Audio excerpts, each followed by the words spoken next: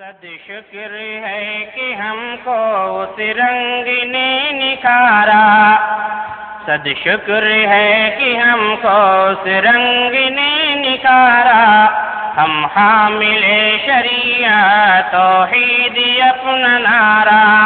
ہم حامل شریعت توحید اپنا نعرہ، سینوں میں جل اٹھا ہے سنت کا ایک شرارہ، سینوں میں جل اٹھا ہے سنت کا ایک شرارہ، بجھنے نہ دیں گے ہرگز ہر ظلم ہے گوارا، اہل حدیث ہیں ہم، اہل حدیث ہیں ہم، یہ عزم ہے ہمارا، اہل حدیث ہیں ہم، یہ عزم ہے ہمارا، درس کتاب و سنت سب کو پڑھائیں گے ہم، درس کتاب و سنت سب کو پڑھائیں گے ہم، ایثار الاخوت سب کو سکھائیں گے ہم، ایثار الاخوت سب کو سکھائیں گے ہم، حرف غلط کے مانند بدعت مٹائیں گے ہم، حرف غلط کے مانند بدعت مٹائیں گے ہم، جی جانتے ہیں ہم کو، جی جانتے ہیں ہم کو خدمت یہی گوارا، اہل حدیث ہیں ہم، اہل حدیث ہیں ہم، یہ عزم ہے ہمارا، اہل حدیث ہیں ہم، یہ عزم ہے ہمارا، ہم اقتدا نبی کی کرتے رہیں گے پیغام، ہم اقتدا نبی کی کرتے رہیں گے پیغام، تن من ہمارے باقی، تن من ہمارے باقی، جب تک رہے گا یہ دم، وہ مقتدا ہمارے وہ ہے امام اعظم، وہ مقتدا ہمارے وہ ہے امام اعظم، قرآن سے ہے واضح، قرآن سے ہے واضح، دو ٹوکی ہے اشارہ، اہل حدیث ہیں ہم۔ السلام علیکم ورحمۃ اللہ وبرکاتہ۔ الحمد للہ نحمده ونستعینه ونستغفره ونؤمن به ونتوکل علیہ ونعوذ باللہ من شرور انفسنا ومن سیئات اعمالنا، من يهده الله فلا مضل له ومن يضلله فلا هادي له، واشهد ان لا اله الا الله واشهد ان محمدا عبده ورسوله، اما بعد فان خير الحديث كتاب الله وخير الهدي هدي محمد صلى الله عليه وسلم، وشر الامور محدثاتها وكل محدثة بدعة وكل بدعة ضلالة وكل ضلالة في النار، قال الله تبارك وتعالى في كلامه المجيد، أعوذ بالله السميع العليم من الشيطان الرجيم، بسم الله الرحمن الرحيم، يا أيها الذين آمنوا اتقوا الله حق تقاته ولا تموتن إلا وأنتم مسلمون، واعتصموا بحبل الله جميعا ولا تفرقوا، وقال تعالى في مقام آخر، ألهاكم التكاثر حتى زرتم المقابر، كلا سوف تعلمون ثم كلا سوف تعلمون، اللهم صل على محمد وعلى آل محمد كما صليت على إبراهيم وعلى آل إبراهيم إنك حميد مجيد، اللهم بارك على محمد وعلى آل محمد كما باركت على إبراهيم وعلى آل إبراهيم إنك حميد مجيد۔ تمام قسم کی حمد و ثنا، کبریائی اور بڑائی اس اللہ عز و جل کے لیے لائق و زیبا ہے جس نے ہمیں اور آپ کو پیدا فرمایا، اور بیش بہا درود و سلام اس ذات مبارکہ مطہرہ پر جن کا نام نامی اسم گرامی احمد مجتبیٰ محمد مصطفیٰ صلی اللہ علیہ وسلم۔ دنیا کے اے مسافر منزل تیری قبر ہے، دنیا کے اے مسافر منزل تیری قبر ہے، طے کر رہا ہے جو تو 2 دن کا یہ سفر ہے۔ حضرات، آج بتاریخ 20 ربیع الثانی 1424 ہجری مطابق 20 جون سن 2003 عیسوی کے اس اجتماع میں جو ہمارا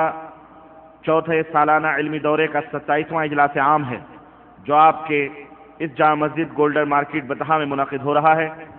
اس اجلاس میں جس موضوع پر خطاب کرنے کا شرف حاصل کر رہا ہوں وہ موضوع ہے قبروں کی پکار۔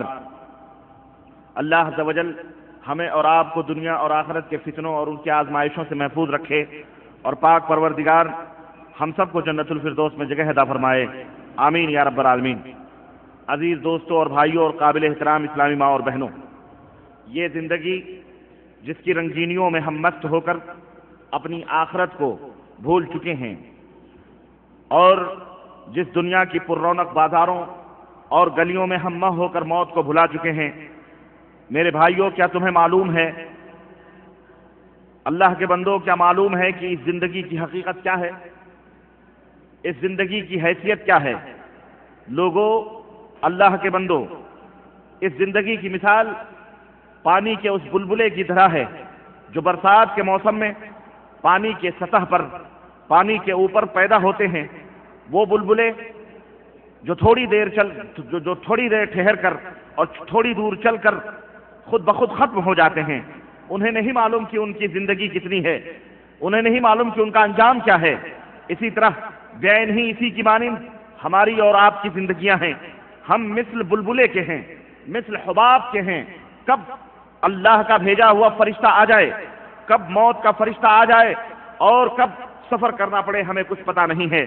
کل نفس ذائقۃ الموت، ہر نفس کو موت کا مزہ چکھنا ہے۔ اللہ کے بندو، غفلت کی نیند سے ہوشیار ہو جاؤ اور دنیا کی لذتوں سے جاگو، اس سے پہلے کہ یہ شور ہو جائے کہ فلاں شخص بیمار ہو گیا، فلاں شخص بسترے مرگ کے اوپر کروٹیں بدل رہا ہے، فلاں شخص مایوسی کی حالت میں ہو چکا ہے، اب اس کی زندگی کا کوئی سہارا نہیں۔ اب حکیم بلاؤ، دواخانے لے کے چلو، یا اچھے حکیم اور ڈاکٹر بلائے جائیں، پھر کوئی بھی زندگی کا امید نہ دلائے۔ سارے آ کر یہی کہیں کہ اب اس کے زندگی کی کوئی خبر نہ ہو، قبل اس کے کہ وہ دن آئے کہ لوگ تمہارے سرہانے کھڑے ہو کر آنکھوں میں آنسو لا کر اور تمہیں کلمہ لا الہ الا اللہ کی تلقین کریں، اور قبل اس کے کہ تم لوگوں کو وصیتیں کرنا شروع کر دو، اور دنیا یہ کہنے لگے لوگوں دیکھو اب اس کی زبان بھاری ہو گئی ہے، اب تو یہ وصیتیں بھی کرنے لگا ہے، اب تو آواز بھی اچھی طرح نہیں نکلتی، اور اب تو کسی کو پہچانتا بھی نہیں، لمبی سانسیں بھی آنے لگیں، کراہ بڑھتی جائیں، پلکیں جھکنے لگیں، اس وقت تمہیں آخرت کے مناظر دکھائی دینے لگیں گے۔ اس وقت موت کے فرشتے تمہاری روح کو نکالنے کے لیے تمہارے آگے اور پیچھے کھڑے رہیں گے، لیکن زبان گنگ ہو چکی ہوگی، زبان تتلا چکی ہوگی، اب کوئی بات کہہ بھی نہیں سکتے۔ بھائی بند ہیں، رشتہ دار ہیں، اعزاء اور اقارب ہیں، دور کھڑے رو رہے ہیں، کہیں بیٹا سامنے آتا ہے، کہیں بھائی سامنے آتا ہے، بیوی سامنے آتی ہے، مگر زبان کچھ بھی نہیں ہل رہی ہے۔ اتنے میں بدن اکڑنا شروع ہو جاتی ہے، جسم کے حصوں سے روح نکلنا شروع ہو جاتی ہے، اور پڈلیاں پیر آپس میں لپٹنا شروع ہو جاتے ہیں۔ اللہ عز و جل نے اس منظر کو قرآن کریم میں بیان فرمایا ہے، وَقِيلَ مَنْ رَاقٍ وَظَنَّ أَنَّهُ الْفِرَاقُ وَالْتَفَّتِ السَّاقُ بِالسَّاقِ إِلَىٰ رَبِّكَ الْمَسَاقُ فَلَا صَدَّقَ وَلَا صَلَّىٰ۔ اللہ فرماتا ہے وہ دن جب تمہیں موت کا فرشتہ آ کر کے تمہارے سرہانے کھڑا ہوگا اور تمہاری روح قبض ہوگی، اور دن کہنے والے کہیں گے کہ کسی جھاڑ پھونک کرنے والے کو بلاؤ، کسی جھاڑ پھونک کرنے والے کو بلاؤ تاکہ اسے موت کے چنگل سے بچا لے، اسے موت نہ آنے دے۔ اللہ فرماتا ہے وَظَنَّ أَنَّهُ الْفِرَاقُ، اس وقت اسے یقین ہو جائے گا بندے کو کہ اب جدائی کی گھڑی آ چکی ہے، اب موت کا فرشتہ آ چکا ہے، اور اب تب یہ زندگی گزرنے والی ہے۔ وَالْتَفَّتِ السَّاقُ بِالسَّاقِ، اور جب پڈلیاں آپس میں رگڑنا شروع کریں گی، جب پڈلیاں آپس میں لپٹنا شروع کریں گی، إِلَىٰ رَبِّكَ الْمَسَاقُ، تمہارے رب کی طرف ان کا دوڑنا ہوگا۔ فلا صدق ولا صلی، یہ وہ بندہ تھا جو نہ ہی آخرت کی تصدیق کرتا تھا اور نہ ہی نماز کو قائم کرتا تھا۔ آگے اللہ عز و جل نے مجرموں کا تذکرہ فرمایا ہے۔ غرض کہنے کا مطلب یہ ہے کہ اس دن پڈلیاں آپس میں جڑ جائیں گی۔ پڈلیاں جب روح نکلتی ہے، بڑی اذیت ناک اور المناک جو ہے درد، بڑی اذیتناک اور المناک درد ہوتا ہے جسم کے اندر۔ اللہ اکبر، اس دن سب کھڑے رہیں گے مگر کوئی کام نہیں آ سکتا ہے۔ روح نکل جائے گی، جسم سے روح کھینچی جائے گی اور روح نکل جائے گی، نگاہ روح لے جانے والوں کا پیچھا کرے گی۔ اقارب، اعزاء، بھائی، باپ جو بھی ہوں گے وہ قریب آئیں گے، آنکھوں کی پلکیں بند کر دیں گے، جلدی دفنانے کی فکر کریں گے۔ کوئی کفن لا رہا ہے، کوئی پانی گرم کر رہا ہے، کوئی صابن لا رہا ہے، کوئی جنازے کی تیاری کر رہا ہے، عیادت کرنے والے ادھر ادھر رو دھو کر کے چپ ہو جائیں گے، دشمن خوشیاں منائیں گے، اور رشتہ دار، عزیز اور اقارب، بھائی اور برادر تمہاری دولت کے بانٹنے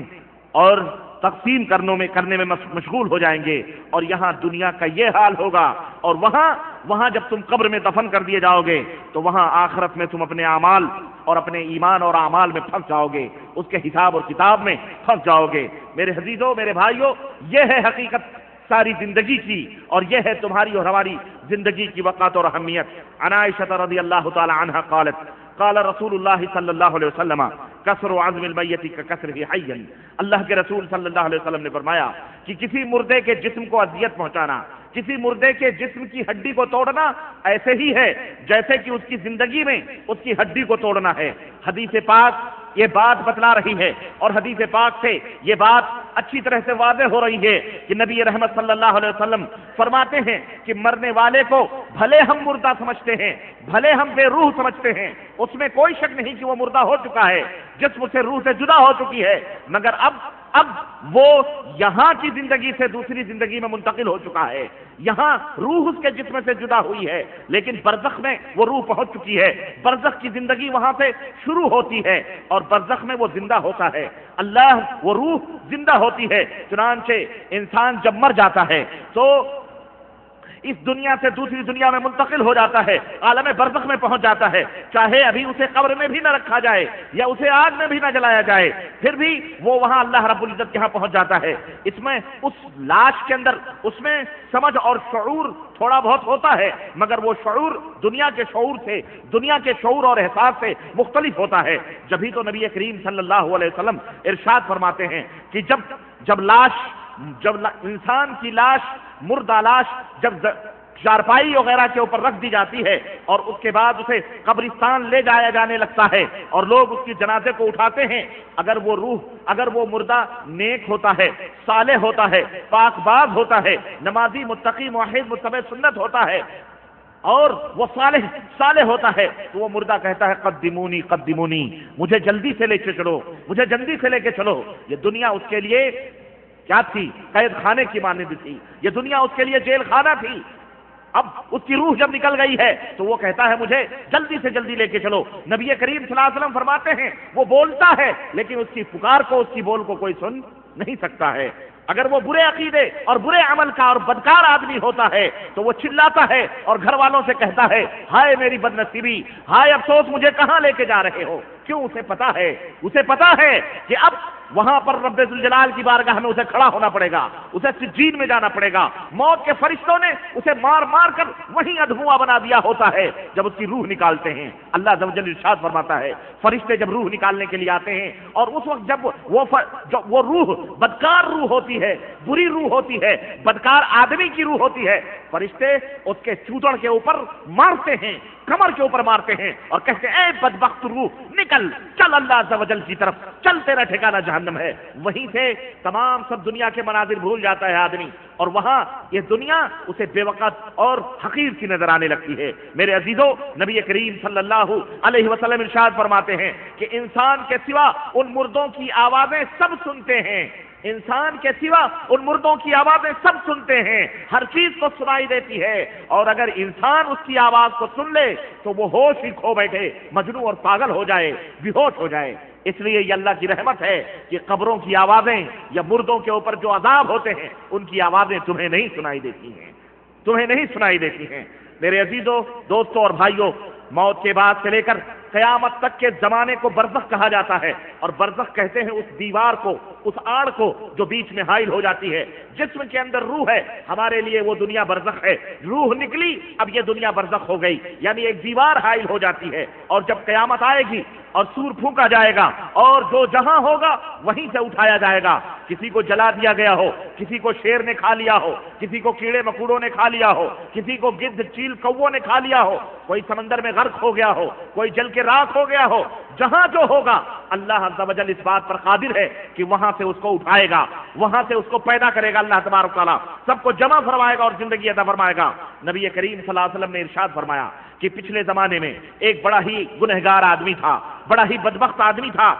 جب وہ مرنے لگا تو اس نے اپنے بیٹوں کو وصیت کی کہ اے میرے بیٹوں، میں جب مر جاؤں تو مجھے جلا دینا، مجھے راکھ کر دینا، اور پھر میری راکھ کو 2 حصوں میں تقسیم کرنا، ایک حصہ راکھ کا ہواؤں میں اڑا دینا، آندھیوں میں اڑا دینا، اور ایک حصہ راکھ کا جا کر کے سمندر کی لہروں میں اس کے حوالے کر دینا، سمندر میں پھینک دینا۔ یہ وصیت کر کے اس نے اپنے بچوں سے کہا کہ اگر اللہ مجھ پر قادر ہو گیا اور اس نے اس کے باوجود بھی مجھے زندہ بھی کر لیا، جبکہ میں پہلے ہی چل چکا ہوں، لیکن اگر اللہ نے مجھے زندہ بھی کر لیا تو مجھے ضرور بضرور ایسے سخت عذاب اللہ عطا فرمائے گا جو سارے جہانوں میں ایسا عذاب اللہ کسی کو نہیں دے گا، کیونکہ میں بڑا ہی بدکار اور دنیا میں بڑا ہی برا آدمی تھا۔ چنانچہ نبی کریم صلی اللہ علیہ وسلم فرماتے ہیں کہ وہ آدمی مر جاتا ہے، اس کی وصیت کے مطابق اس کے بچے اس کے ساتھ وہی سلوک کرتے ہیں کہ اس کو آگ میں جلا دیتے ہیں، راکھ کے دونوں حصے کر کے ایک ہواؤں کی نظر کر دیتے ہیں اور دوسرا حصہ سمندر میں ڈال دیتے ہیں۔ اللہ کے نبی فرماتے ہیں کہ اللہ تبارک و تعالیٰ نے اس بندے کو سمندر کو حکم دیا کہ اے سمندر کی لہروں، جس بندے کی لاش تمہارے اندر ڈالی گئی ہے اس کو باہر کرو۔ سمندر نے پوری راکھ اٹھا کر کے کنارے لا کے ڈال دی۔ ہواؤں کو اللہ نے حکم دیا، جو رات کے جو ذرے ہواؤں میں اڑ گئے تھے، ہواؤں نے لا کر کے سب کو جمع کیا۔ یہ سب کس کے محکوم ہیں؟ یہ ہوا، یہ آگ، یہ آسمان، یہ زمین، یہ فضا، یہ وادیاں، یہ ہوائیں، یہ کس کے محکوم اور غلام ہیں؟ یہ پاک پروردگار کے محکوم اور غلام ہے۔ تلک جنود اللہ لا یعلمها الا اللہ، یہ اللہ کے فوج ہیں، یہ اللہ کے لشکر ہیں، اللہ کے سوا اللہ کے فوجیوں کا کسی کو پتہ نہیں ہے۔ اللہ جب چاہے جس سے چاہے اپنے بندوں سے انتقام لے سکتا ہے، جب چاہے جس سے چاہے اللہ کسی کو عذاب دے سکتا ہے۔ میاں یہ چھوٹے چھوٹے کیڑے مکوڑے، یہ چونٹیاں جنہیں ہم اپنے پیروں کے تلے روتے ہیں، رب ذوالجلال کی قسم ہے اگر یہ اپنے اپنے گھروں سے باہر آ جائیں تمہاری زندگی اجیرن ہو جائے، تمہارے گھروں میں اجیرن ہو جائے۔ اگر چند کاکروچ اور چند سرسور تمہارے گھروں میں آ جاتے ہیں گھن سے اور تمہاری طبیعت الجھنوں میں پڑ جاتی ہے، مچھر بھنبھناتے ہوئے مچھر تمہارے چند ایک گھروں میں آتے ہیں، تمہاری نیند اچاٹ ہو جاتی ہے۔ اللہ چاہے تو ایسے کروڑوں مچھر اس دنیا کے اندر بھیج کر سب کی نیندیں اچاٹ کر دے۔ اللہ کے فوج ہیں یہ، اس لیے اللہ سے ڈرو، اللہ سے ڈرو۔ چنانچہ اللہ کے نبی صلی اللہ علیہ وسلم فرماتے ہیں کہ سمندروں نے رات کو جمع کیا، ہواؤں نے رات کو جمع کیا، اللہ عز و جل نے فرمایا اس کو زندہ کیا، جسم عطا فرمایا۔ اللہ نے پوچھا بندے تو نے یہ کام کیوں کیا تھا؟ یہ بنی اسرائیل کا واقعہ ہے اور صحیح بخاری کے اندر یہ واقعہ نبی کریم صلی اللہ علیہ وسلم یہ واقعہ لکھا ہوا ہے اور نبی کریم صلی اللہ علیہ وسلم نے بیان فرمایا۔ اللہ عز و جل نے فرمایا بندے تو نے ایسا کیوں کیا؟ اس نے کہا اے میرے مولا، اے میرے پروردگار، میں تیری نعمتوں کو دنیا میں کھاتا تھا، پیتا تھا، بڑا ہی بدکار اور بڑا ہی مجرم تھا، مجھے ڈر لگا، مجھے خوف ہوا کہ اگر میں ایسے ہی اللہ کی بارگاہ میں چلا گیا تو مجھے اللہ سخت سے سخت ترین عذاب دے گا، اس لیے میں نے اپنے آپ کو پہلے خود ہی جلا لیا۔ اللہ تبارک تعالیٰ ارشاد فرمائے گا واقعتاً تو نے میرے ڈر سے، تو نے میرے خوف سے تو نے یہ حرکت کی۔ وہ کہے گا ہاں اللہ، تیرے ڈر اور تیرے خوف نے مجھے ایسے اقدام کرنے پر، اپنی لاش کو جلوانے پر مجبور کیا۔ اللہ عز و جل اس کے اس خوف اور خشیت سے خوش ہوگا کہ میرا بندہ مجھ سے ڈرتا ہے، مجھ سے خوف کھاتا ہے۔ اللہ رب العزت اسے ارشاد فرمائے گا جا، میں نے تیرے سارے گناہوں کو معاف کر دیا ہے اور جنت کے اندر چلا جا۔ اللہ اکبر۔ میرے عزیزوں، میرے بھائیوں، یہ مرنے کے بعد لیکن دنیا میں جو اللہ سے ڈرتے ہیں، دنیا میں جو حرام کاریوں سے بچتے ہیں، اللہ کے خوف سے، دنیا میں جو برائیوں سے دور رہتے ہیں، اللہ کے ڈر سے، جن کے قدم، جن کے ہاتھ، جن کی آنکھیں برائیوں کی طرف نہیں بڑھتی ہیں، مرنے کے بعد بھی اللہ تبارک و تعالیٰ ان کی عزت کرتا ہے، ان کا احترام کرتا ہے، انہیں اکرام سے انہیں جنت میں جگہ عطا فرماتا ہے، نوازتا ہے اپنی عنایتوں اور اپنی برکتوں سے۔ تو اے اللہ کے بندو اور اے اللہ کی بندیوں، اے بلند ترین محلوں میں رہنے والوں، اے قلعوں کے اندر محبوس رہنے والے لوگوں، اے ایسو عشرت کی زندگی گزارنے والوں، اے سڑکوں اور روڈوں اور جھوپڑیوں میں رہنے والے، سونے والے لوگوں، سنو سنو سنو سنو، ابھی تم زمین کی پشت پر چل رہے ہو، ابھی تو تم زمین کے پیٹھ پر چل رہے ہو، دندناتے ہوئے چل رہے ہو، صحت مند اور تندرستی کی حالت میں چل رہے ہو، ابھی تم زمین کے پیٹھ پر زندگی گزار رہے ہو، مگر ایک دن بہت جلد آنے والا ہے، ایک دن، اور وہ دن جو جلد آنے والا ہے اس کا کسی کو علم نہیں ہے، اس کا کسی کو پتہ نہیں ہے۔ ان قریب اسی زمین کے پیٹ میں تمہیں سونا پڑے گا، یہ زمین کا بطن، یہ زمین کا پیٹ تمہاری جائے پناہ ہوگی، اسی مٹی میں، اسی زمین میں تمہیں دفن کیا جائے گا، جسے ہم قبر سے تعبیر کرتے ہیں۔ اور یہ قبر روزانہ پکارتی ہے، یہ قبریں جو قبرستانوں میں تم دیکھتے ہو، ان قبروں سے آوازیں آتی ہیں، گو ہم نہ سن سکیں، لیکن ان کے احوال، یہ حالات، یہ زبان حال سے یہ قبریں پکارتی ہیں اور بڑی صاف ستھری آوازوں میں لوگوں کو درس دیتی ہیں. یہی وجہ ہے کہ نبی کریم صلی اللہ علیہ وسلم نے فرمایا کہ انی نہیتکم عن زیارت القبور فزوروها فانها تذکرکم الآخرہ وفی روایت فانها تذکرکم الموت. اللہ کے نبی نے فرمایا، اور کتنی سچی بات نبی نے فرمائی کہ میری امت کے لوگوں، شروع میں نے تمہیں قبروں کی زیارت سے منع کیا تھا. کیوں؟ اس لیے کہ پچھلی امتیں جو ذلیل ہوئیں، رسوا ہوئیں، ہلاک و برباد ہوئیں، انہی قبروں کی وجہ سے، قبروں کی پوجا کی وجہ سے، قبروں کی عبادت کی وجہ سے، قبروں سے وسیلے لینے، فیض لینے، اور ان کو چومنے، ان کو چاٹنے، اور ان کا احترام اور ان کی اکرام غلو کرنے کی وجہ سے، اور صاحب قبر کی شخصیتوں کو کے اندر فیض ماننے کی وجہ سے پچھلی امتیں گمراہ ہوئیں، ذلیل ہوئیں. اللہ نے انہیں ذلیل و رسوا کیا. میں نے تمہیں شروع میں منع کیا تھا کہ مت جاؤ قبرستانوں کی زیارت کے لیے، مت دیکھو کسی قبر کی طرف. لیکن اللہ اکبر، قربان جائیں، ابتدا کا عالم ہے تو حبیب مصطفیٰ اپنے ماننے والوں کو قبروں سے دور رہنے کی تعلیم دیتے ہیں. کیوں؟ ہو سکتا ہے نئے مسلمان ہوئے ہیں، شرک سے توبہ کیا انہوں نے، پھر وہی گند میں چھرنا ملوث ہو جائیں. اللہ کے حبیب نے منع کر دیا تھا، لیکن جب دیکھا ایمان پختہ ہو گیا ہے، ایمان اب حجر بن چکا ہے، ایمان لوہا بن چکا ہے، اب انہیں کوئی دنیا کی طاقت اپنے ایمان سے ہٹا نہیں سکتی. تو نبی کریم صلی اللہ علیہ وسلم نے فرمایا فزوروہا، اب قبروں کی زیارت کرو. کیوں؟ اس لیے کہ قبروں کی زیارت کرنے کا مقصد کیا ہے؟ قبروں کو دیکھنے کا مقصد یہ نہیں ہے کہ ان سے استفادہ کیا جائے، ان سے فیض حاصل کیا جائے، وہاں علم، وہاں اپنے اسباق یاد کروائے جائیں، وہاں بھولے ہوئے دروس یاد کیے جائیں، وہاں فیض حاصل کیا جائے، یا صاحب قبر سے کچھ مانگا جائے، یا صاحب قبر کے قبر کو چوما جائے، یا یہ عقیدہ رکھا جائے کہ ہم آتے ہیں تو صاحب قبر ہمارے اوپر یہ فرماتے ہیں، وہ نعوذ باللہ. اس لیے نہیں، اللہ کے حبیب فرماتے ہیں فزوروہا، زیارت کرو. کیوں؟ اس لیے کہ یہ تمہیں موت کی یاد دلاتے ہیں. قبر دیکھنے سے، مقبرے دیکھنے سے تمہیں آخرت کی یاد آتی ہے. اور ایک روایت میں ہے فَإِنَّهَا تُزَهِّدُكُمْ عَنِ الدُّنْيَا، اس لیے کہ جب قبروں کو دیکھو گے، مقبروں کو دیکھو گے، قبرستانوں کی زیارت کرو گے، ویران اور سلسانے میں کبھی تنہائی میں جا کر کے کسی قبرستان میں کھڑے ہو گے، دنیا سے بے رغبتی پیدا ہوگی. تم سوچو گے کہ یہی وہ مقبرے ہیں، یہی وہ قبریں ہیں، مٹیوں کے ڈھیر کے نیچے کیسے لوگ پڑے ہوئے ہیں، محلوں کے اندر سونے والے جو بغیر تکیے کے، جن کو نیند نہیں آتی تھی، آج بغیر تکیے کے ان سنسان گھروں کے اندر پڑے ہوئے ہیں. اللہ اکبر. نبی کریم صلی اللہ علیہ وسلم نے فرمایا یہ قبر روزانہ پکارتی ہے، روزانہ آواز دیتی ہے، بڑے صاف اور ستھرے الفاظ میں اعلان کرتی ہے اور کہتی ہے اے آدم کے بیٹوں اور بیٹیوں، تم مجھے بھول گئے ہو، سنو، میں تنہائیوں کا گھر ہوں، میں تنہائیوں کا گھر ہوں، میں اجنبیت کا گھر ہوں، میں وحشت و تاریکی کا گھر ہوں، میں کیڑے مکوڑوں کا گھر ہوں، میں نہایت تنگی کا گھر ہوں. مگر اس شخص کے لیے جس پر اللہ تعالیٰ کشادگی فرمائے، اس شخص کے لیے بات الگ ہے. اور ایک ضعیف روایت میں اتنا بھی آتا ہے کہ نبی کریم صلی اللہ علیہ وسلم نے فرمایا کہ قبر جنت کے باغوں میں سے ایک باغ ہے، یا دوزخ کے گڈھوں میں سے ایک گڈھا. نیکی کرو گے تو جنت تمہیں یہیں سے شروع ہو جائے گی، اور اگر بدی کرو گے، برے رہو گے، تو یہی قبر، یہیں سے جہنم کا گڈھا تمہارے لیے شروع ہو جائے گا. اور